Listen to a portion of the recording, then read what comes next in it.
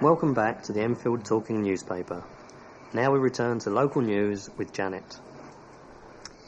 An Enfield choral group is inviting people to sing with them in their latest show.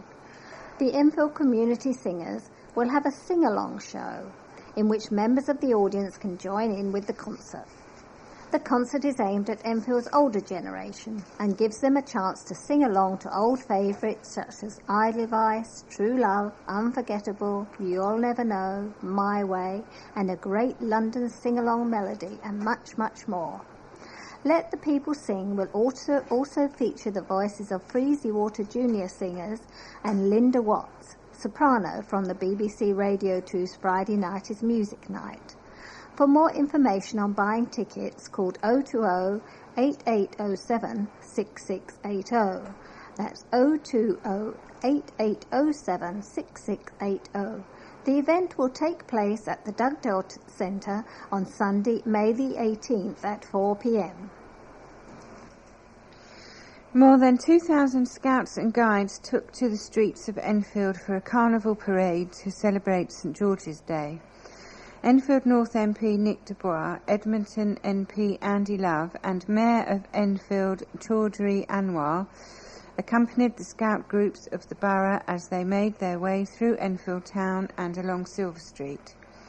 Led by the Enfield District Scout Band, the parade concluded at Enfield Grammar Lower School, where Paul Simons, the District Commissioner for Enfield Scouts, addressed the crowd.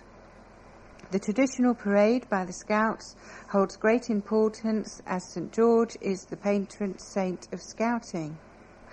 Mr Simons said, "It's fantastic to see the young people of Enfield coming together to celebrate the patron saint of their country and of Scouting in such style. I am proud of them." Rosie Meeks, a leader and explorer scout at the 23rd Enfield Group, said, "I love St George's Day. I'm so proud to take part with my cubs, and we all get an ice lolly at the end." Mr Dubois praised the effort put in by the volunteers and believes it showed Enfield at its best. He said, "We must have seen 2,000 members of the Guides and Scouting movement at the St George's Day parade, which was a wonderful occasion. A big thank you to the organisers and volunteers for putting on such a great day, and, of course, most of all, congratulations to all the Scouts and Guides who took part. It was Enfield once again at its best." Bear Grylls, Chief Scout, said, "It's great that so many adults are joining the Scouts, and I am sure the increase has had much to do with the Duchess of Cambridge becoming a Scout volunteer. The Duchess is an incredible role model, and she helps us show that Scouting is not just for boys."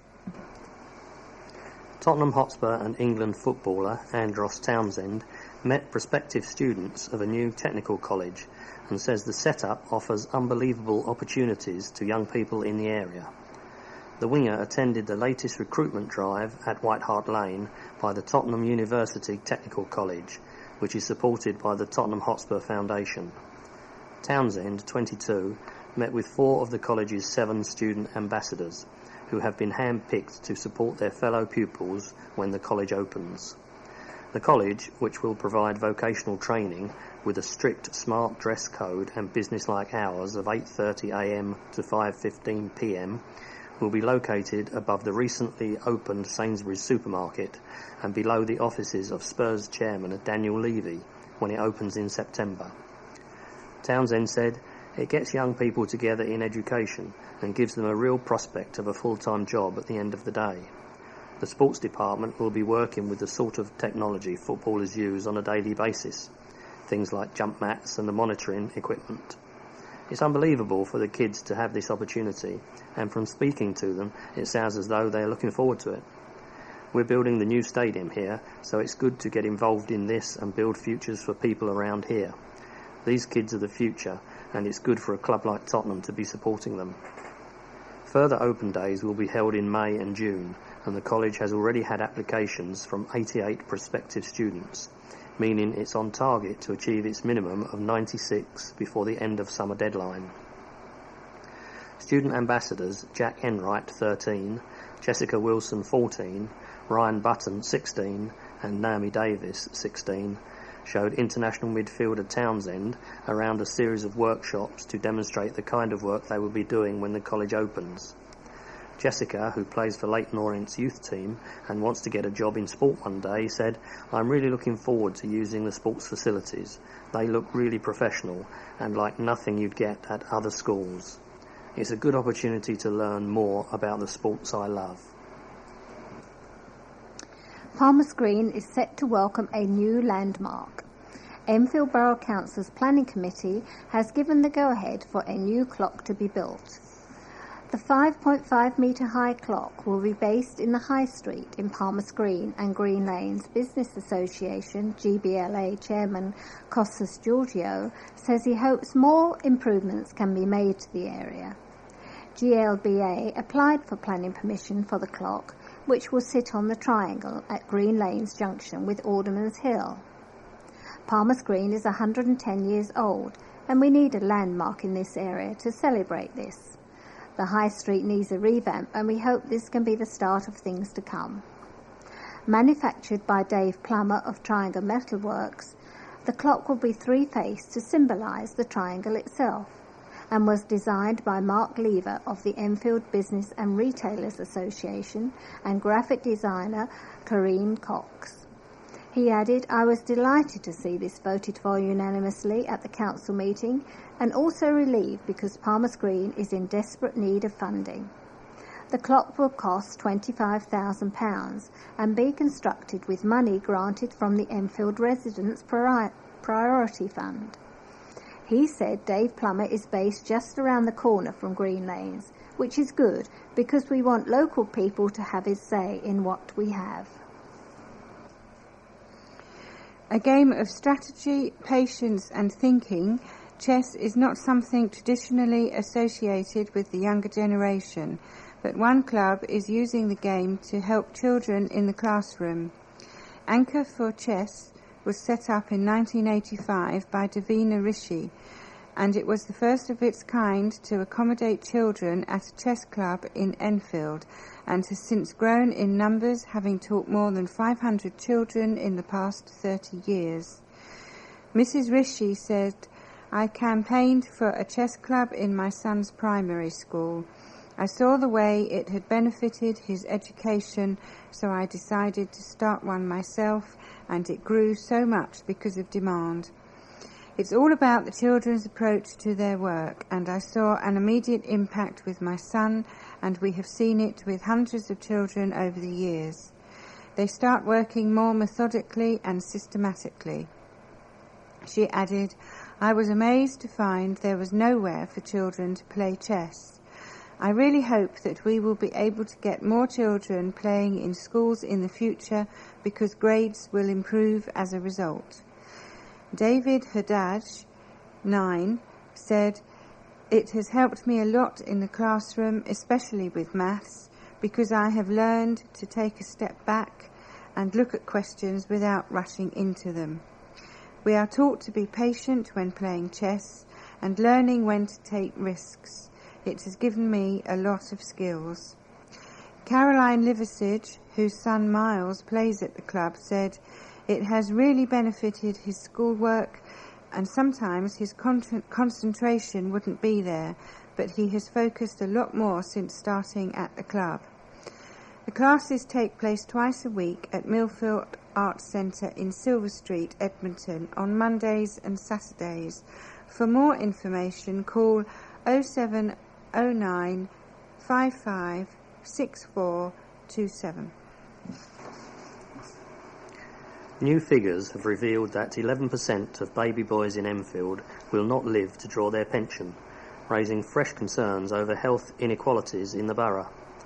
The figures published by the Office for National Statistics showed that despite an increase in an Enfield boy's life expectancy from 76.9 to 80.5 years over the past decade, there are groups of underprivileged families whose life expectancy is effectively lagging decades behind the rest of the borough. With 11% of boys not expected to reach retirement age, Enfield recorded the 8th lowest percentage in London. It was 14% in neighbouring Haringey, while Hackney topped the London list with 17% of boys not surviving until the age of 65. Across London, women are now expected to live 83.8 years on average, a full year longer than they were only 4 years ago. And men are catching up, with average life expectancy now at 79.61 years. Commenting on the figures, Dr. Shahed Ahmed, Director of Public Health, said Enfield Council recognised that people living in the more deprived areas in the borough in the east had much lower life expectancy than those in the more affluent west. This is why our joint health and wellbeing strategy has as one of its top themes reducing health inequalities, he said. The council has previously lamented the biggest life expectancy gap in the borough. For women in the Highlands area it is 90 years, while in Upper Edmonton it's only 77. And in 2012 it revealed that 1 in 4 children in Enfield is clinically obese, outstripping the England average by 6%. The main reasons for early death are heart disease and stroke, cancers and respiratory diseases, and the council said that ensuring people are in good quality jobs, have good housing and are well educated are all key factors in increasing life expectancy. Dr. Ahmad added, "We are also looking to improve physical activity and nutrition, and we are tackling smoking, high blood pressure and high cholesterol levels." Health kiosks have been placed in GP surgeries across Enfield, and we're working closely with colleagues in the NHS to help them manage high blood pressure and high cholesterol levels. The council also commissions a community-based health checks programme and a scheme to help residents give up smoking, which can be contacted on 0800 652 8405. So if you're having trouble giving up smoking, give them a ring on 0800 652 8405. Students went all out to arrange a fundraising showcase of their talents at a fashion show. Pupils from St Anne's High School for Girls in Palmer's Green prepared food for the show as part of their courses, designed the outfits in lessons and created the graphic promotional material in class in a bid to raise money for Child Hope. The showcase took place at the Upper School site in Oakthorpe Road on Thursday and raised £200 for the charity, which supports children across the world and tries to address the causes of poverty and injustice. Year 13 student Sarah Osmole, 18, was Master of Ceremonies at the show and explained the work of the charity to the 100+ members of the audience. They focus on the well-being of street and working children across the globe, she told the Advertiser. In our lessons, we did research on the charity and the way it is dedicated to the children. The sixth former, who is studying for a BTEC in fashion and clothing, as well as graphics and sociology, and wants to work in fashion, also designed a bag for the showcase. Participants in the fashion show were kept secret until the event, for which even teachers donned their pupils' designs, some of which were met with squeals of delight from the audience. Ratish Patel, subject leader for Design and Technology, added, "It was a real success. The fashion show was organised by the students as part of their assessment." Musical groups are in a state of heightened anticipation as Enfield Town prepares to host the borough's inaugural choral and orchestral festival. The 8-day festival, which will be staged at the Dugdale Centre in London Road, aims to offer audiences the chance to sample a variety of music. The opening night will see John Rutter, among the UK's most cherished choral composers, hosting one of his well-loved singing days. More than a dozen acts are lined up to perform during the festival, which will showcase traditional and contemporary approaches to classical music and orchestral performances. Sally Hems, Secretary of Enfield Chamber Orchestra, said her members were looking forward to taking part. Most of the 35 members will be in attendance, she said. We are really excited to be repeating pieces from Mozart's flute and harp concerto we played at a previous concert. We have 2 young soloists, a harpist and a flautist, both of whom will be performing. We will be joined by Nicky Hook, who will be singing some Mozart arias. We want to encourage more people to take up playing an instrument, and the festival allows us to showcase the orchestra, Mrs. Hems added.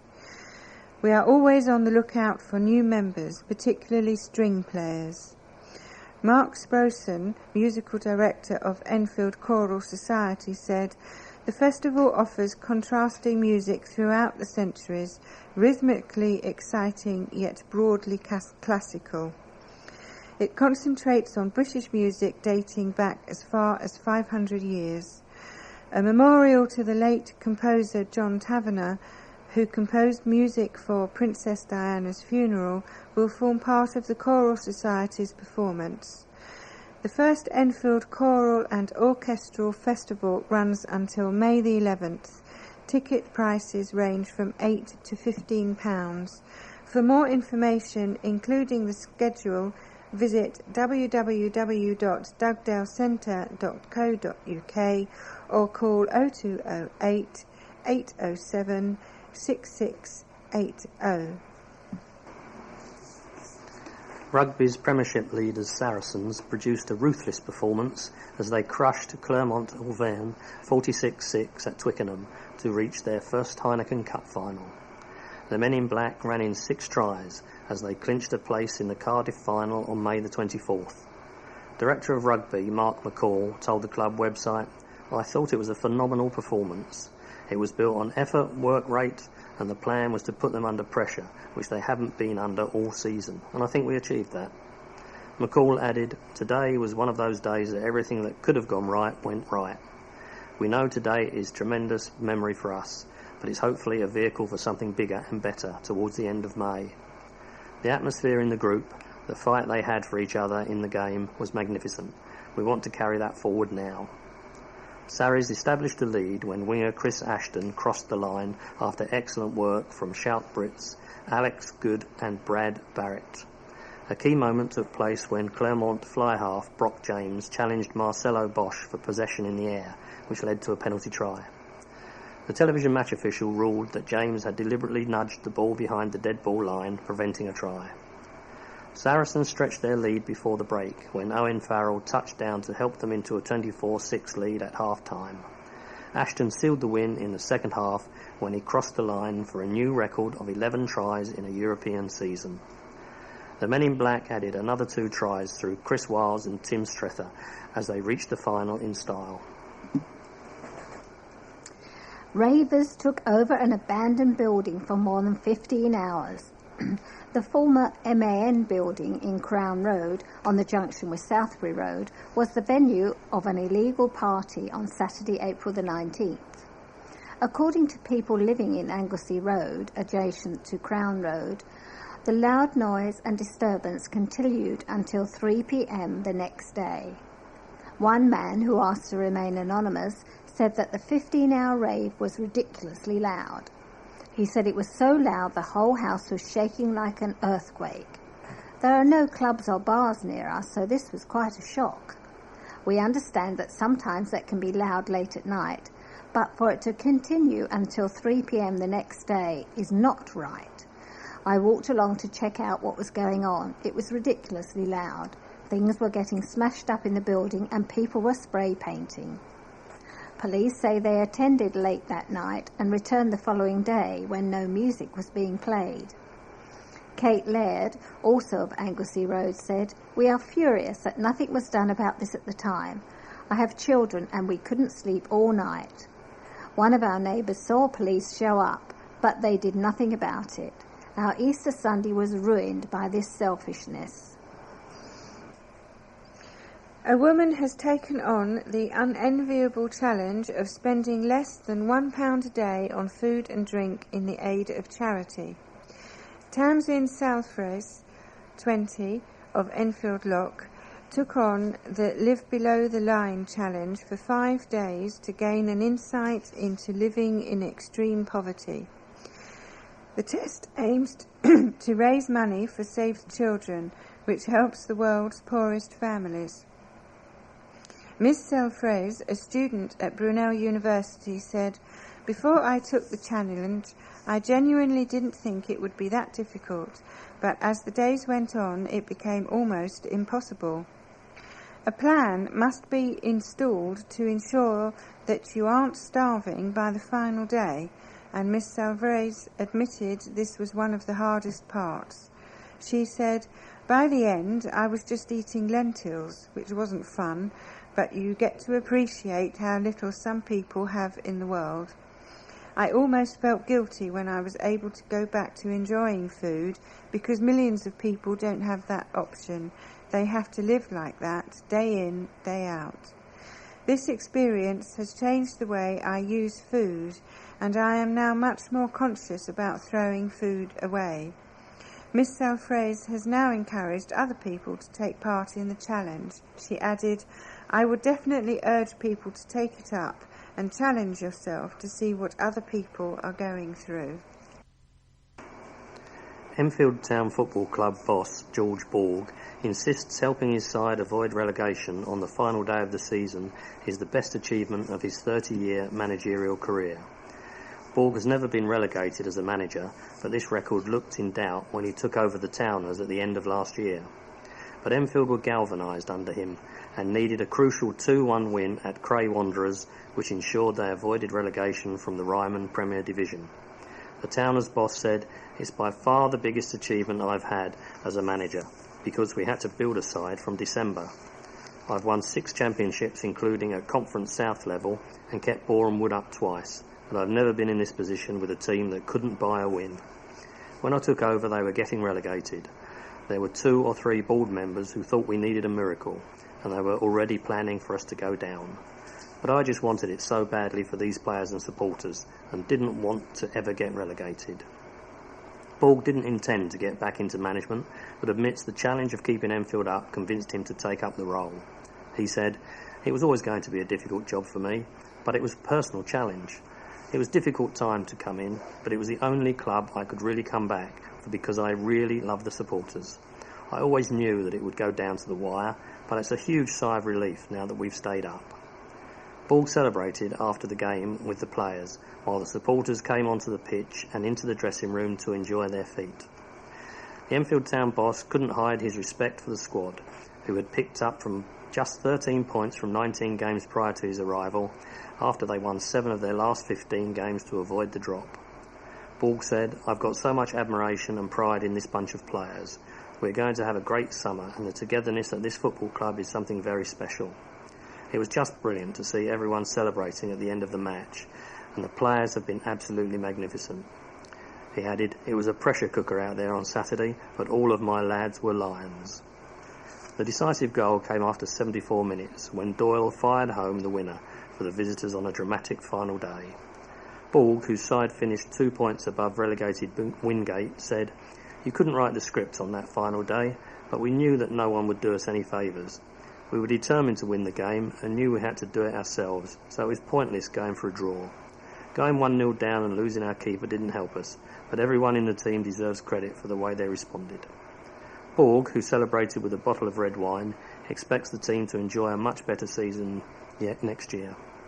He said, "We will have a nice, fun season next year, and I hope we'll do a lot better at the start."